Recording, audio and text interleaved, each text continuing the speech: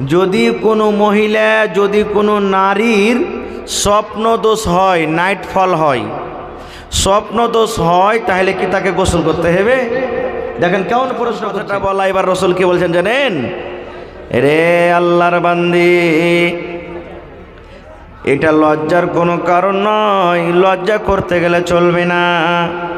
হে আল্লাহর বান্দি, তুমি শোনে নাও, যদি কোনো মহিলার রাতের বেলাতে স্বপ্ন দোষ হয়ে যায় কিংবা দিনের বেলাতে স্বপ্ন দোষ হয়েছে, যদি কোনো মহিলা, যদি কোনো নারীর দিনের বেলাতে স্বপ্ন দোষ হয়ে যায় কিংবা রাতের বেলাতে ঘুমের হালাতে যদি স্বপ্ন দোষ হয়ে যায়, আল্লাহ রসুল বলেছেন, যদি তুমি স্বপ্ন থেকে জাগার পর তোমার স্বপ্নটা মনে আছে কি না তুমি বুঝতে পারো না, রাতের বেলাতে আমি কি স্বপ্ন দেখেছি আমার মনে নাই, মনে থাক কিংবা না থাক, এবার যখন তোমার স্বপ্ন ভেঙে গেল, ঘুম ভেঙে গেল, আল্লাহ রসুল বললেন, তুমি কাপড়ের দিকে যখন দেখছো তোমার কাপড়টা ভিজে আছে, তোমার কাপড়টা ভিজা আছে, আল্লাহ রসুল বলেছেন, বান্দে রে, যদি তুমি স্বপ্ন দেখার পর এবার যখন তোমার স্বপ্ন ভেঙে গেল, ঘুম ভেঙে গেল,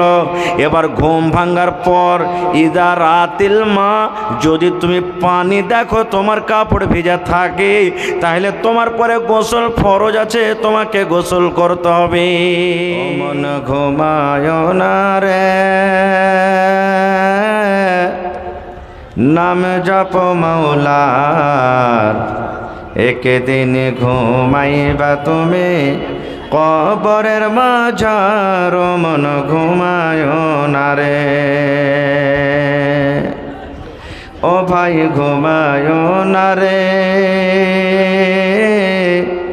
নাম জপ মাওলার, একদিন ঘুমাইবা তুমি জিন্দাগের লাগে, মন ঘুমায় না রে, একদিন ঘুমাইবা তুমি কবরের মাঝার, মন ঘুমায় না রে, ঘুম ঘুম করে রে মন ঘুমের লাগিয়া, একদিন ঘুমাইবার মন, একদিন ঘুমাইবার মন, কবরের মাঝার, মন ঘুমায় না রে। আল্লাহর যত নবী ছিলেন এ দুনিয়া মাঝার, আল্লাহর যত নবী ছিলেন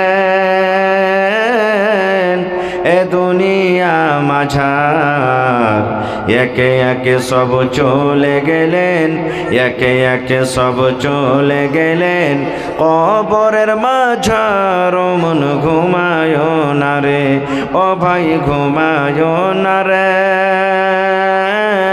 নাম জপ মাওলার, একদিন ঘুমাইবা তুমি কবরের মাঝার, মন ঘুমায় না রে। নারে তাকবীর।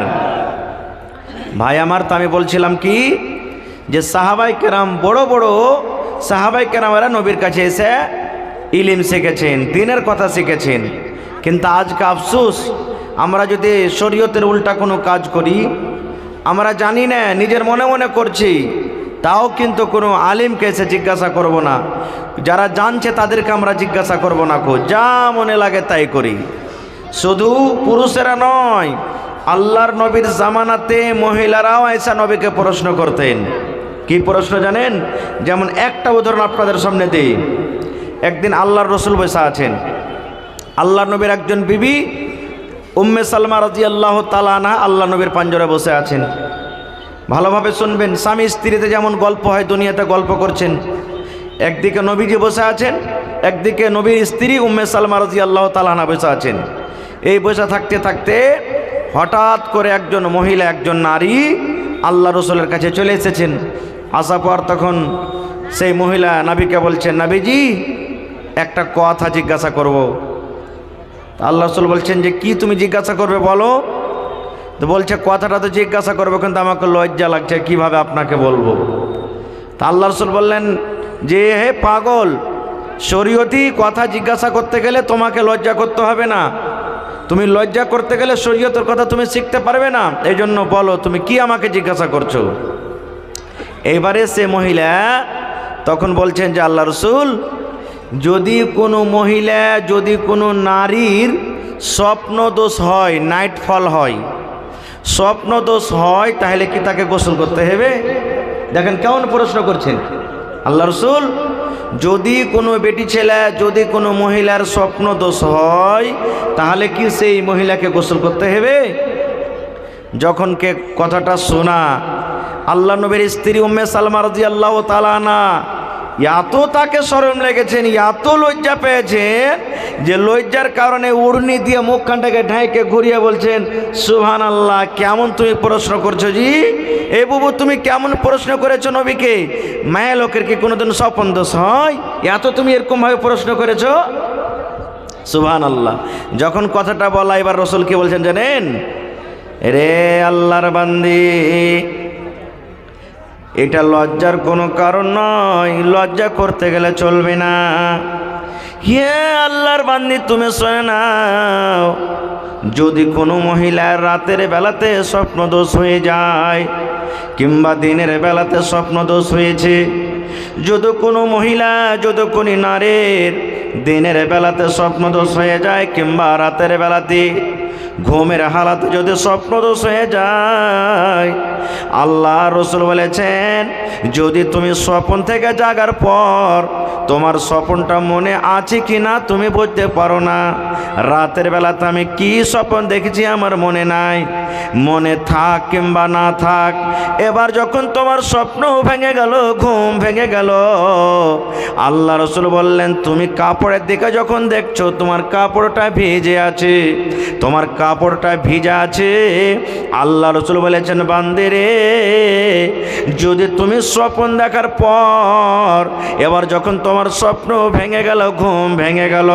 এবার ঘুম ভাঙার পর ইদা রাতিল মা, যদি তুমি পানি দেখো তোমার কাপড় ভিজা থাকে, তাহলে তোমার পরে গোসল ফরজ আছে, তোমাকে গোসল করতে হবে। রাসূল বলে দিলেন গোসল করতে হবে। এমতো পুরুষেরাও যদি স্বপ্ন দেখে আর যদি তার কাপড় ভিজে থাকে, তাহলে কিন্তু তার উপরে গোসল ফরজ, গোসল করতে হবে। আর একটা মশলা শুনেলেন, ফতোয়া দিতে আসলে মশলার কথা বলছি। রমজান মাসে মুসলমান, আপনি সাহারি খায়া ফজরের নামাজ পড়ে আপনি ঘুমিয়ে গেলেন, সাহারি খেয়ে নিলেন, টাইম শেষ হয়ে গেল, ফজরের নামাজ পড়ে আপনি ঘুমিয়ে গেলেন, যেমন ঘুমিয়ে গেলেন, ওরে আল্লাহ, এবার ওই রোজার হালাতে, রোজা অবস্থাতে আপনার স্বপ্ন দোষ হয়ে গেল, কিংবা দিনের বেলাতে স্বপ্ন দোষ হয়ে গেল, আসরের পর ঘুমালেন স্বপ্ন দোষ হয়ে গেল, ফজরের পর ঘুমালেন স্বপ্ন দোষ হয়ে গেল, 10টা বেলার সময়তে ঘুমালেন স্বপ্ন দোষ হয়ে গেল, যে কোনো টাইমে, যে কোনো সময়তে আপনি যখন বিছানায় ঘুমালেন, এবার ঘুমের পর দেখছেন আমার লুঙ্গিটা ভিজে গেছে, আমার স্বপ্ন দোষ হয়ে গেছে, এবারে কি করতে হবে? কত জায়গা থেকে ফোন আসে, মাওলানা রোজার হালাতে আমার স্বপ্ন দেখে গেছে, মাওলানা কি করব? রোজার অবস্থাতে আমার এরকম ভাবে কাজ হয়ে গেছে, মাওলানা কি করব? এরকম হয় কি হয় না? স্বপ্ন দোষ হয় কি হয় না? এবার কি করবেন? রোজা ভাঙতে হবে না মুসলমান, রোজা আপনাকে রাখতে হবে, রোজা ভাঙতে হবে না। স্বপ্ন দোষ হওয়ার কারণে রোজা ভাঙে না, স্বপ্ন দোষ হওয়ার কারণে আপনাকে জরিমানা লাগবে না, স্বপ্ন দোষ হওয়ার কারণে আপনি গুনাহগার হবেন না। এটা হলো স্বপ্ন দোষ। যদি ঘুমার হালাতে আপনার যদি হয়ে যায়, আপনার রোজা হয়ে যাবে, রোজা হয়ে যাবে, রোজাতে আপনার কোনো কমি হবে না। কিন্তু হ্যাঁ, এই জায়গাতে আর একটা মশলা শুনলেন, যদি কোনো মানুষ রোজার হালাতে, রোজা অবস্থাতে যদি বেবির সাথে মিলন করে নেয়, ওটাই কথা, স্বপ্ন দোষ হয়ে গেল, এমনি এমনি রোজা ভাঙবে না। কিন্তু কোনো আল্লাহর বান্দা রোজার হালাতে যদি বিবির সাথে মিলন করে নেয়, রোজার হালাতে খাওয়া হারাম, রোজার হালাতে পানি পান করা হারাম, রোজার হালাতে চা খাওয়া হারাম, রোজার হালাতে শরীয়ত বিরোধী কথা বলা হারাম, রোজার হালাতে সাহারি খাওয়া থেকে নিয়ে ফজরের আজান থেকে নিয়ে এদিকে ইফতারি করা পর্যন্ত, মাগরিবের আজান দেওয়া পর্যন্ত যেগুলা হারাম জিনিস তো হারাম আছে, এবার যেগুলা হালাল জিনিস আছে, যেগুলা আল্লাহ রাব্বুল আলামিন আমাদের জন্য অন্য দিনে অন্য টাইমে হালাল করেছেন, ওই সমস্ত জিনিস কিন্তু রোজার অবস্থাতে হারাম হয়ে যায়। এখন বলেন তো চা খাওয়া হালাল আছে না হারাম? একটু কথা বলেন। কিন্তু রোজার হালাতে, রোজার অবস্থাতে হারাম। এই মুসলমান বলেন এখন পানি পান করা হালাল আছে না হারাম? জোরে বলেন। কিন্তু রোজার হালাতে পানি পান করা হারাম। এখন বলেন তো আমি যদি ভাত খাই, রুটি খাই, এগুলা খাওয়া হালাল আছে না হারাম? রোজার হালাতে কিন্তু হারাম। এখন আপনি যদি বাড়ি চলে যান, আর বাড়ি যাওয়ার পর যদি বিবির সাথে আপনি মিলন করেন, দিনের বেলাতে যদি মিলন করেন, আপনার জন্য হালাল আছে না হারাম? হালাল আছে। কিন্তু এই কাজটা যদি দিনের বেলাতে রোজার হালাতে করেন, আল্লাহ রাব্বুল আলামিন তাকে হারাম করে দিয়েছেন। রোজার হালাতে মানুষ যেতে পাবে না, রোজার হালাতে মানুষ যেতে পাবে না। এবার যদি আপনারা প্রশ্ন করেন মাওলানা, যদি রোজার হালাতে, রোজা অবস্থাতে যদি কোনো মানুষ বিবির সাথে মিলন করে নেয়, তাহলে তাকে কি জরিমানা লাগবে, তার কত বড় গুনাহ হবে, তার কত বড় পাপ হবে? আর যদি এই ধরনের কোনো গুনাহ হয়ে যায়, তাহলে এই গুনাহটা কিভাবে, কেমন করে মাফ হবে? এটা শরীয়তি কথা। শোনেন মুসলমান ভালো করে। আল্লাহর নবী একদিন বসে আছেন, আপনারা যেমন আজকে বসে বসে জালসা শুনছেন, আল্লাহর নবীর দরবারে সাহাবায়ে কেরাম বসে আছেন, আল্লাহর নবী বসে আছেন, দিনের কথা চলছে, শরীয়তের কথা চলছে। হঠাৎ করে একজন সাহাবী দৌড়াতে দৌড়াতে দৌড়াতে মজলিসে এসে হাজির। এবার রাসূলকে বলছেন, ইয়া রাসূলুল্লাহি জানাইতো, ইয়া রাসূলুল্লাহি ওয়াকাতু আলা ইমরাতি ওয়া আনা সায়েম। আল্লাহ রাসূল গো, আমার দ্বারাতে খুব বড় গুনাহ হয়েছে, পাপ হয়েছে গো নবীজি, আমি খুব একটা বড় গুনাহ করে ফেলেছি, আমার দ্বারাতে খুব একটা বড় ভুল হয়েছে, যে ভুলটা আমাকে করতে হতো না, যে ভুলটা করার জন্য আল্লাহ রাসূল নিষেধ করেছেন। কিন্তু নবী গো, আমি নিজকে থামতে না পেরে আমি একটা খুব বড় ভুল করে দিয়েছি। কি ভুল গো নবীজি? ওয়াকাতু আলা ইমরাতি, আমি নিজের বেবের ওপরে সওয়ার হয়ে গেছি, মানে বেবের ওপরে আমি বসে গেছি। ওয়ানা সাইমুন, আর আমি রোজার হালাতে নবী গো, আমার দ্বারাতে এটা ভুল হয়েছে, নিজের বিবির সাথে আমি মিলন করে নিয়েছি, নিজের বিবির সাথে আমি হামবিস্তারি করেছি, আমি নিজের বিবির সাথে সহবাস করেছি, এটা আমার দ্বারাতে ভুল হয়েছে নবী গো, ভুল হয়ে গেছে। রাসূল বলেন, ও রোজার হালাতে তোমার স্ত্রীর সাথে তুমি মিলন করেছো না? তো জি। এবারে যখন কথাটা শুনলেন, আল্লাহর নবী তিনখানা তাকে অপশান দিয়ে দিলেন। ও আমার সাহাবী শুনে নাও, এই হাদিসটা শুধু ওই সাহাবীর জন্য নয়, কিয়ামত পর্যন্ত যত আল্লাহর বান্দা বান্দে জমিন আসবে সকলের জন্য এটা মাসলা ফতোয়া। এই মুসলমান, যদি আপনাদের দ্বারা তো এরকম জীবনে কোনো ভুল হয়ে থাকে, আপনাকে এইভাবে জরিমানা আদায় করতে হবে। যদি এই মতো জরিমানা আপনি আদায় না করেন, তাহলে হতে পারে কিয়ামতের দিন আল্লাহর দরবারে আপনাকে ধরা পড়ে যাবেন। কিয়ামতের দিন আল্লাহর দরবারে হিসাবের কাঠ ঘরাতে দাঁড় করে আল্লাহ হিসাব নেবেন। কি জরিমানা?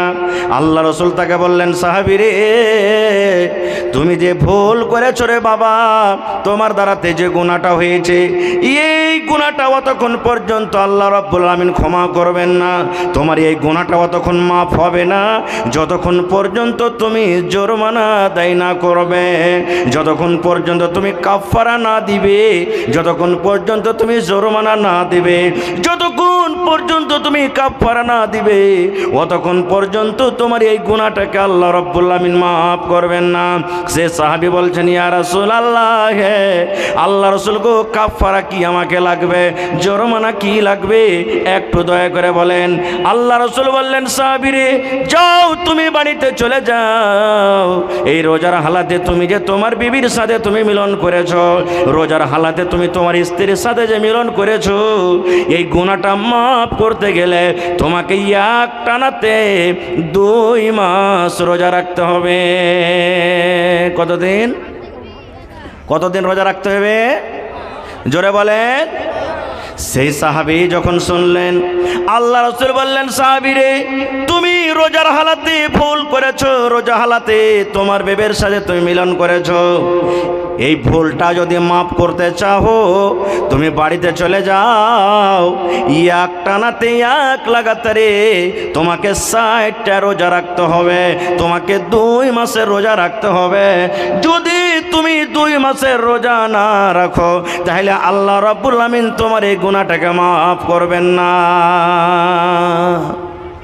যখন কথাটা বলা, সে সাহাবী তখন বলছেন, হুজুর, 1 মাস রোজা করতে যায় ব্যাপারটা এরকম ভুল করে বসে আছি, আর 2 মাসের রোজা কেমন করে করবো, এটা সম্ভব নয়, না পারবো না। এটা 1 মাস রোজা করতে গিয়ে মনটাকে থামতে পারলাম না, এরকম ভুল কাজ করে বসে আছি, আর 2 মাস রোজা কেমন করে করবো, না এটা আমার দ্বারাতে সম্ভব নয়, এটা পারবো না। খুব আল্লাহ রাসূল বলছেন, পারবে না, না তো না।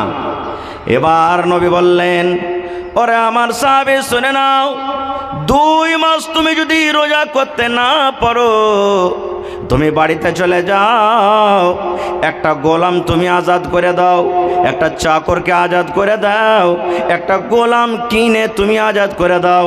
যত টাকা লাগবে, লাখ টাকা লাগুক, 50,000 লাগুক, 10,000 লাগুক, 5,000 লাগুক, 40,000 লাগুক, যত টাকা লাগবে, একটা চাকর একটা গোলাম কিনে তুমি আজাদ করে দাও। এই যে কাজটা যদি করতে পারো রে বাবা, আল্লাহ রাব্বুল আমিন তোমার গুনাহকে মাফ করে দিবেন। এবার সেই সাহাবী বলছেন, ইয়া রাসূলুল্লাহ, আমি গরিব মানুষ, এত টাকা জীবনে কোনোদিন চোখে দেখিনি, আমার কাছে টাকা নাই, গোলাম কিনতে পারবো না, গরিব মানুষ আমি, গোলাম কেনার আমার ক্ষমতা নাই, কেমন করে গোলাম কিনবো, আমি গোলাম কিনতে পারবো না গো নবীজি, আমার গোলাম কেনার ক্ষমতা নাই। তাইলে গোলামও কিনতে পারলেন না, আর 2 মাস রোজাও রাখতে পারলেন না, দুটা শেষ। 3 নম্বরে নবী বললেন, বাবারে, যদি তুমি 1 নম্বরে গোলাম আজাদ করতে না পারো, 2 নম্বরে যদি এক টানাতে 2 মাসের রোজা না রাখতে পারো, 3 নম্বর তোমাকে অপশন দিলাম, 3 নম্বর তোমাকে কাফারা আদায় করতে হবে। 3 নম্বরে তোমাকে শরীয়তের জরিমানা হলো, বাড়িতে চলে যাও, আর 60টা ফকিরকে মিসকিনকে খুঁজে খুঁজে খানা খাইয়ে দাও। মালদারকে খেতে হবে না, ধনীর ওকে দাওয়াত দিতে হবে না, মালদার টাকাওয়ালাকে তোমাকে ডাকতে হবে না। যারা সমাজের মধ্যে যারা মিসকিন, সমাজের মধ্যে যারা মিসকিন, সমাজের মধ্যে যারা ফকির, ওই সমস্ত মিসকিনকে ডেকে ডেকে ডেকে 60টা মিসকিনকে তুমি খানা খাইয়ে দাও। 60টা মিসকিনকে যদি খানা খাওয়াইতে পারো, আল্লাহ রাব্বুল আমিন তোমার এই গুনাহকে মাফ করে দিবেন। তখন সেই সাহাবী বলছেন, হুজুর, কদিন থেকে নিজেই খাইতে পাইনি, তো কাকে খাওয়াবো? কি বলছেন? হাদিসের কথা, গল্প নয়। কি বলছেন? নিজেরই পেটে দানা নাই নবী সাহেব, কাকে খাওয়াবো? এটাও আমার সম্ভব নেই, পারবো না। তাহলে গোলামও আজাদ করা হলো না, 2 নম্বরে রোজাও করা হলো না, 3 নম্বরকে মিসকিনকে খাওয়ার দেওয়া হলো না। এবার কি হবে? বসে আছেন, বাবা চিন্তা করছেন আল্লাহ কি হবে। ইতিমধ্যে হঠাৎ করে একজন সাহাবী 1 বস্তা খাজুর, 1 বোঝা খাজুর, 1 বোরা খাজুর আল্লাহ নবীর দরবারে হাজির করে দিয়েছেন। ইয়া রাসূলুল্লাহ, এই খাজুর আমি নিয়ে আসলাম বাড়ি থেকে, আপনাকে দিয়ে দিলাম, আপনার যা ইচ্ছা খাজুর আপনি তাই করেন। এবার খাজুরের যখন বোরা নবীর পাঞ্জরে হাজির হয়ে গেছে, একটা লোক যখন অন্য সাহাবে জমা করে দিলেন, এবার রাসূল বলছেন, আইনা সাইল, এ সাইল করে, এই সাইল কই? ওই সাইলটা আমাকে প্রশ্ন করেছে, ওই সাইলটা কই? এবার সাইল দাঁড়িয়ে গেলেন, ইয়া রাসূলুল্লাহ, আমি এখানে আছি। আল্লাহ রাসূল বললেন, ও ও আল্লাহর বান্দা, তুমি একটা গোলাম আজাদ করতে পারবে না, গোলাম আজাদ করার তোমার ক্ষমতা নাই। 2 নম্বরে তুমি রোজাও রাখতে পারবে না। 3 নম্বরে তুমি ফকির মিসকিনকে খানা দিতে পারবে না। তাহলে বাবারে, এই 1 বস্তা খাজুর তোমাকে আমি দিলাম, এই 1 বস্তা খাজুর তুমি নিয়ে চলে যাও, আর ফকিরকে খুঁজে খুঁজে 60টা ফকিরকে মিসকিনকে তুমি খানাটা দিয়ে দাও। 60টা ফকির মিসকিনের মধ্যে খাজুরটা তুমি বেটে দাও। যাও, এই যে 1 পোরা খাজুর আছে, উমুক সাহাবী এনেছে, তুমি এই খাজুর কটা নিয়ে যাও, আর নিয়ে যেয়ে তুমি 60টা ফকির মিসকিনকে তুমি বেটে দিবে, যাও। যখন এই কথাটা বলেছেন, তখন সেই সাহাবী কি বলছেন জানেন? আল্লাহর নবী গো, আপনি ফকিরকে বাঁটতে বললেন, আপনি মিসকিনকে বাঁটতে বললেন, মিসকিনকে বাঁটতে হবে, মিসকিনকে আপনি বাঁটতে বললেন। আল্লাহর নবী গো, আমি আল্লাহর কসম করে বলি, আমার মনে হয় এই গোটা মদিনার যদি গ্রামে গ্রামে বাড়িতে বাড়িতে খোঁজলা হয়, তাহলে আমার থেকে মনে হয় মদিনাতে আর কোনো গরিব নাই। সব থেকে আমি বড় গরিব, সব থেকে আমি বড় মিসকিন ফকির, আমার থেকে বড় আর গরিব কেউ নাই। তাহলে এবার বলেন, আপনি তো গরিবকে বাঁটতে বললেন, আর আমার থেকে গরিব বেশি কেউ নাই, তো আমি কাকে বাঁটবো নবী? এবার আপনি ফয়সালা করেন, কাকে বাঁটবো আমি? যখন কথাটা বলা, রাসূল মুচকি মেরে একটু হাসলেন। ওর কথাটা শুনে মুচকি মেরে হাসলেন।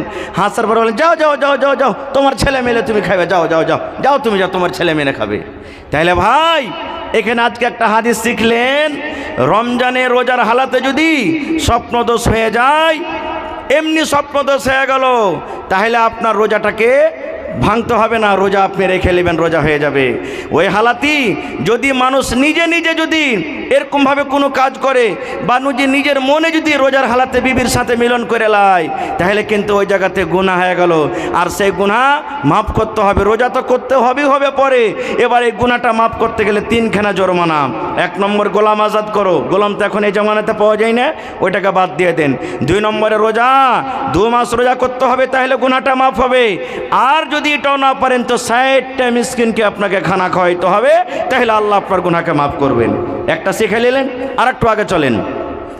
আল্লাহ রাসূল বলেছেন, যখন তুমি বাড়িতে ওযু করবে, ভাত রান্না করবে, ভাত তুলে মুখে দিবে, রুটি যখন খাবে, ভাজা যখন খাবে, আল্লাহ রাসূল বলেছেন বিসমিল্লাহ বলে তুমি খাবে। কি পড়বে?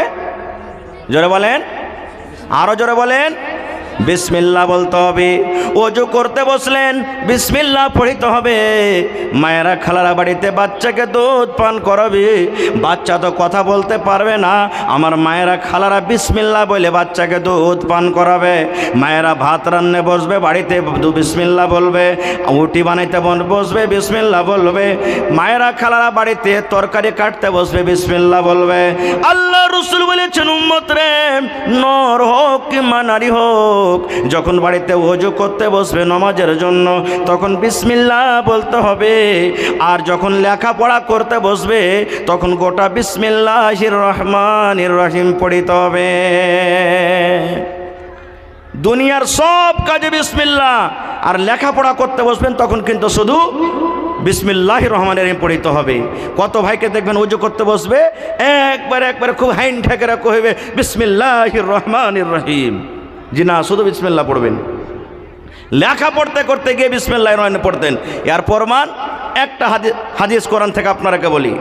সুলাইমান নবীর নাম শুনেছেন আপনারা? নাম শুনেছেন? জোরে বলেন না, নাম শুনেছেন?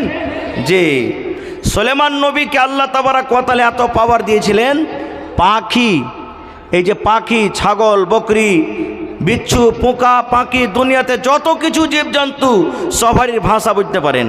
আজকে ছাগল ম্যাঁ করে ভেঁবাই নাকি? আমরা মনে করি ভ্যাঁ করে ভেঁবাইলে।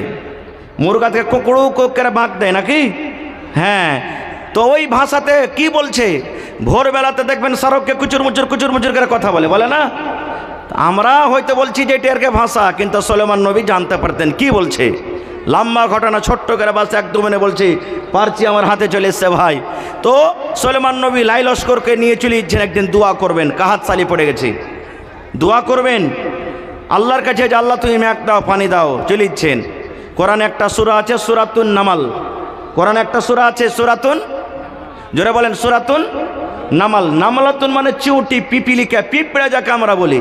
ওই কথা, ওই কোরআনে পিঁপড়ের একটা ঘটনা আছে, কথা আছে, এই জন্য আল্লাহ সূরাটার নাম সূরাতুন নামাল দিয়েছেন। তো সুলাইমান নবী লাইলাস করলে চলিচ্ছেন একদিন, যেতে আছেন। এবার ধরেন হাজার লাখের হিসাবে জামাত দিচ্ছে।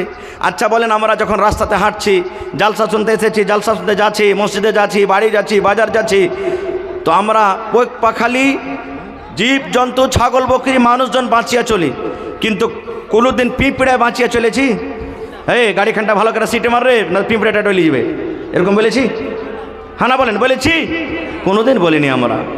তো সুলাইমান নবী চলিচ্ছেন, আর এক পিপিলিকা, পিঁপড়ার গায়ে যে সর্দার, মালিক, মুখিয়া, নেতা যে আছে, ও অন্য পিঁপড়াকে বলছেন, রে পিঁপড়ার দল, তাড়াতাড়ি করে তোর সান্ধ্যা খালের ভিতরে সান্ধ্যা, না হলে সুলাইমান নবী ওর লস্কর যে আসছে না, বেখেয়ালিতে থাকবে আর তোরাকে কুচিলে চলে যাবে।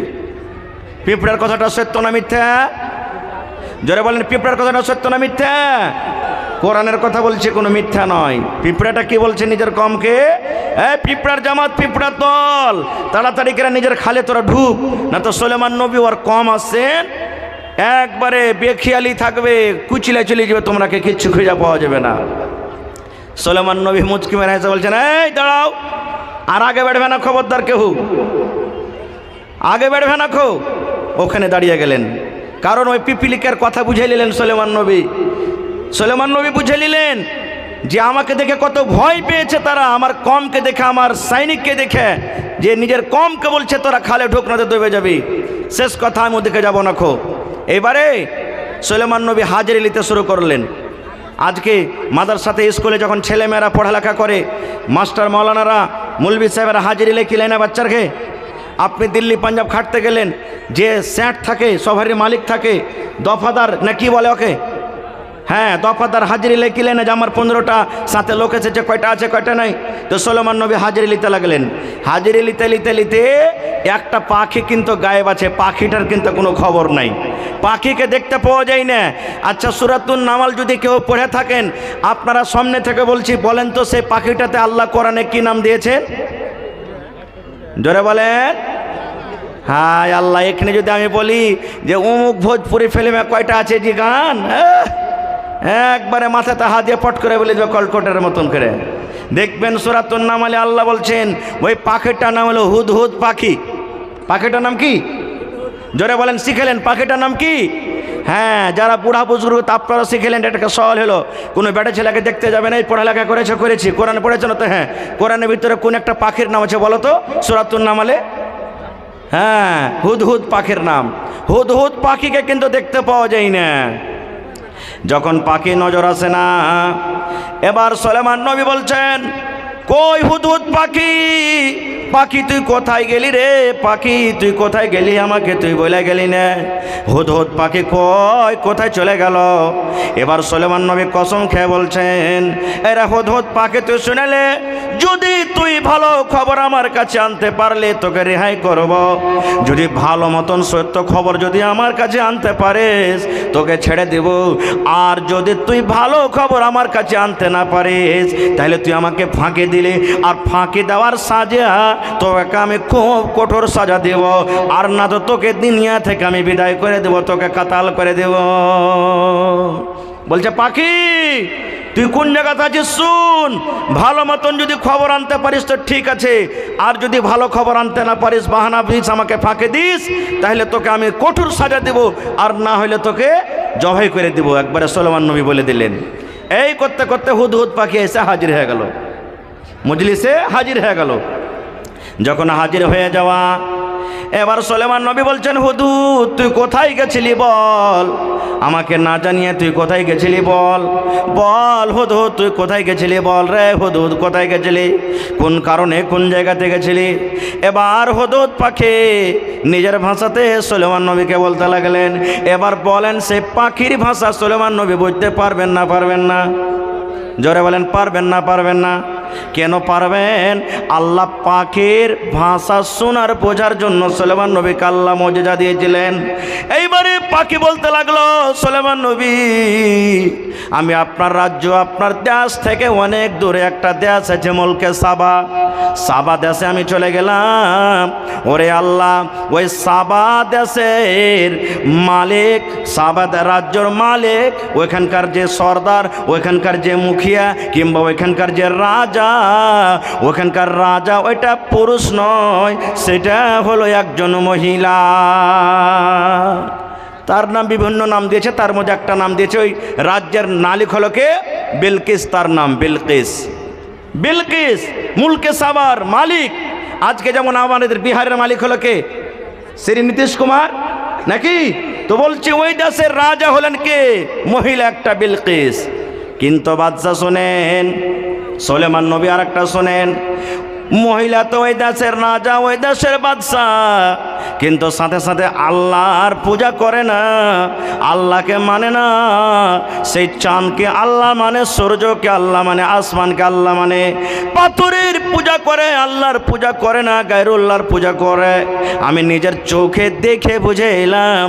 এবার যখন কথাটা বলে দেওয়া, ওরে আল্লাহ, সুলেমান নবী তখন বলছেন, পাকে রে, কি বলছিস রে পাকে? হতো তুই ভালো করে বল। বলছে, হ্যাঁ জাহাপানা, আমি এটা চোখে দেখে এলাম। সুলেমান নবী, আমি নিজের চোখে দেখে এলাম যে ওই মুলকে সাবার মালিক, মুলকে সাবার বাদশাহ হলো বিবি বিলকিস, ওখানকার মহিলা। আর ওই মহিলা আল্লাহকে মানে না, ওই মহিলা আল্লাহর পূজা করে না, গায়রুল্লাহর পূজা করে। যখন বলছেন যে তুই ঠিক বলছিস না, তো হ্যাঁ। বলছে আর প্রমাণ তোকে দিতে হবে। বলছে হ্যাঁ দিয়ে দিব। বলছে কি? একটা চিঠি নিয়ে যা। ইসলামের কতখানি কাজ করছে ভাই মুসলমান দেখেন। সুলেমান নবী বলছেন তোকে চিঠি লিখে দিব, তুই নিয়ে যেতে পারবি? বলছে হ্যাঁ চলে যাব। বলছে ঠিক আছে যা। এবার সুলেমান নবী চিঠি লিখতে লাগলেন। চিঠি লেখো, ইন্নাহু মিন সুলাইমানা ওয়া ইন্নাহু বিসমিল্লাহির রহমানির রহিম। গোটা কোরআন মাজিদ খুলে দেখবেন, গোটা কোরআনের শুরুতে প্রথমে বিসমিল্লাহ, বিসমিল্লাহির রহমানির রহিম লেখা আছে, বিসমিল্লাহির রহমানির রহিম লেখা আছে, বিসমিল্লাহির রহমানির রহিম লেখা আছে। কিন্তু সূরাতুন নামলে দেখবেন ওই সূরার ভিতরে দুটা বিসমিল্লাহির রহমানির রহিম আছে। একটা কোরআনের শুরুতে বিসমিল্লাহির রহমানির রহিম আছে, আর একটা ওই যে সুলেমান নবী বেলকিসকে চিঠি লিখেছিলেন, ওই বেলকিসকে চিঠি লেখার শুরুতে বিসমিল্লাহির রহমানির রহিম লেখা আছে। এই জন্য কোরআনে ওই সূরাতুন নামালের ভিতরে একটা বিসমিল্লাহ আপনি পাবেন, মানে সূরাতুন নামালে দুটা বিসমিল্লাহ লেখা আছে। ওদিকে আমি আর যাব না, মেলায় ঘটনাটা লম্বা আছে, আল্লাহ বাচ্চা রাখি ইনশাল্লাহ কোনোদিন বলবো। বলার উদ্দেশ্য হলো এই যে আপনি যখন লিখতে পড়তে বসবেন তো বিসমিল্লাহির রহমানির রহিম বলে শুরু করবেন। ওর দলিল একটা হয়ে গেল যে সুলেমান নবী বেলকিসকে যখন চিঠি লেখে তখন বিসমিল্লাহির রহমানির রহিম লিখেছিলেন। আরও আরও হাদিসের অনেক দলিল আছে, আমি ওদিকে যাবো না। তাহলে পড়ালেখা বাদ দিয়ে দুনিয়ার সব কামে বিসমিল্লাহ। এবার বলবেন হাজি মৌলানা চা খাইতে বসেছি, এই একটা চা দে রে, ঝড়ু একটা চা দে, লালটুর একটা চা দে। চা আপনি দিয়েছে, বাস বিসমিল্লাহ বলেন নে, খাইতে শুরু করে দিয়েছেন, আধখানি শেষ। আরে পানি দিত, হালেমার মা পানি দিত রে, পানি পান করতে করতে আধ গিলাস শেষ, বিসমিল্লাহ বলতে ভুলে গেছেন। ভাত খেতে বসেছেন, ভাত খেতে আপনি বিসমিল্লাহ ভুলে গেছেন। এবার কি করবেন? এবার যদি বিসমিল্লাহ না বলে শুরু করে থাকেন তাহলে আপনার হালাত অবস্থা কি জানেন? আল্লাহর নবী বলেছেন, আমার উম্মতের দল তোমরা শুনে নাও, যখন তুমি খেতে বসলে বিসমিল্লাহ বলে তুমি শুরু করবে। ভাত খাবে, রুটি খাবে, ছাতু খাবে, দুধ খাবে, বিসমিল্লাহ বলে শুরু করো। এবার যদি তুমি বিসমিল্লাহ বলে না খাও, বিসমিল্লাহ বলে যদি তুমি না পান করো, যদি তুমি খানাতে বিসমিল্লাহ না বলো, তাহলে তোমার সাথে সাথে শয়তান খানা খাবে। আপনারা জানেন আমার সাথে একটা বাচ্চা খেতে বসেছে। এবার বলেন দুই বন্ধু একসাথে খেতে বসেছেন। এবার খেতে খেতে একটা বন্ধু খেতে খেতে হঠাৎ করে থালাতে খাওয়া গলা উল্টি করে দিলে, বলেন আপনার মনটা খারাপ হবে না? হবে না? হবে না? হবে না? আপনি খেতে বসেছেন, আপনারই বাচ্চা, আপনারই জন্ম দেওয়া বাচ্চা, 5 বছর 7 বছর 10 বছরকার বাচ্চা, এখানে আপনি খেতে বসেছেন, 2 হাত দূরে পায়খানা করে দিলে মন খারাপ হবে না? হবে না? বলেন হবে না? হবে না? এই মুসলমান, যদি এরকমভাবে দুনিয়াতে মন খারাপ হয় তাহলে নবীর হাদিস একটু শুনেলেন। আল্লাহ রাসূল বলেছেন, উম্মত রে, যদি তুমি বিসমিল্লাহ বলে খানা না শুরু করো, তোমার সাথে সাথে শয়তান খাবে। শুধু খাবে না রে, খাবে না, ওই শয়তান যা নিজে খাবে থালা থেকে, তোমার থালিতে আবার উল্টে বমি করবে, তোমার থালিতে উল্টি করবে, আর সাথে সাথে ওগুলা তুমি আবার ওই শয়তানের উল্টি করা গলা নিজের পেটের ভিতরে ভরবে, যেটা তুমি নিজের চোখে দেখতে পাও না। এবার যদি বলেন মাওলানা বিসমিল্লাহ বলতে ভুলে গেলাম, এবার অর্ধেক খাওয়া হয়ে গেল, 3 ভাগের 1 ভাগ খাওয়া হয়ে গেল, 4 ভাগের 1 ভাগ খাওয়া হয়ে গেল, কিংবা গোটা পানি পান করা হয়ে গেল মাত্র 1 ঢোক আছে, গোটা গিলাসের দুধ পান করা হয়ে গেলে 1 ঢোক মাত্র আছে, কিংবা 1 লালা মাত্র 1 লোকমা ভাত আছে। এবার আমার বিসমিল্লাহ বলেনি, আমার মনে পড়ে গেল, এবার কি বলবো? আল্লাহ রাসূল বলেছেন, উম্মত রে, তুমি যদি বিসমিল্লাহ বলে খেতে বসেছো আলহামদুলিল্লাহ, আর যদি তুমি বিসমিল্লাহ বলে খেতে বসনি, তুমি ভুলে গেছো, যদি খাওয়ার মধ্যখানে কিংবা শেষের দিকে তোমার যদি মনে চলে এলো আমি বিসমিল্লাহ বলতে ভুলে গেছি, রাসূল বলেছেন তুমি বিসমিল্লাহি আউয়ালুহু ওয়া আখিরুহু, তুমি এই দোয়াটা পড়ে নাও, বিসমিল্লাহি আউয়ালুহু ওয়া আখিরুহু। এই দোয়াটা যদি তুমি পড়ো তাহলে তোমার সাথে সাথে যেগুলা শয়তান খেয়েছে তোমার থালের বাইরে সে উল্টি করে তোমার থালি থেকে সে হটে যাবে। নারে তাকবীর। ভাই আমার, তাহলে আর একটা হাদিসের কথা বলে দিই, বাঁ হাতে খাওয়া কার কাজ? বাঁ হাতে খাওয়া কার কাজ? শয়তানের কাজ। কিন্তু কত ভাইকে দেখবেন চকে ইট ভাট্টি মুখে লিয়ে টানবে। ইট ভাট্টি বুঝেন তো? বুঝেন? বিড়ি সিগারেট, হ্যাঁ, মুখ দিয়ে টানবে, একবারে ধঁ ধঁ ধঁ ধঁ করে বাড়াইবে। এক তো বিড়ি সিগারেট খাওয়া জানতে পারছেন শরীয়ত বিরোধী কাজ, হারাম, ওপর থেকে বাঁ হাতে খাইবে, আরো হারাম। কত ভাইকে দেখবেন স্টাইল করে চা যে খাইবে ডাইন হাতে চা খাইবে না, বাঁ হাতে খাইছে চা। এগুলো শয়তানের কাজ ভাই। বলার আশা ছিল ইনশাল্লাহ বলবো, কিন্তু ভাই আমাকে একটু লাইনটা এখানে ক্রসিং করতে হবে। আল্লাহ বাচ্চা রাখি, ইনশাল্লাহ বেছে নিয়ে কোনোদিন আলোচনা করব।